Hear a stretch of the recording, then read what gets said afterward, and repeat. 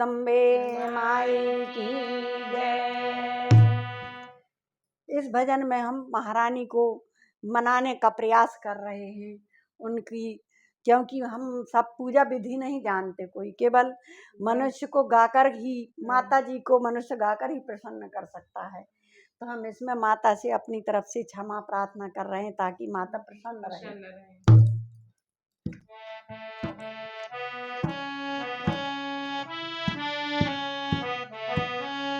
जगदम्बा जग जननी माँ सुनियो दीन पुकार, शरण तुम्हारी आ पड़े, रखियो लाज हमारी।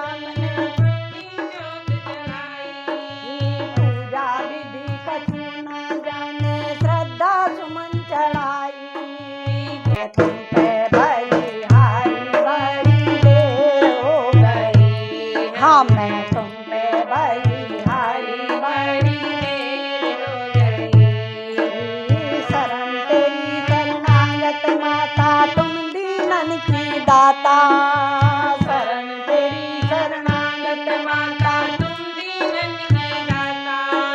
क्षमा करो अपराध हमारे, हम मूर्ख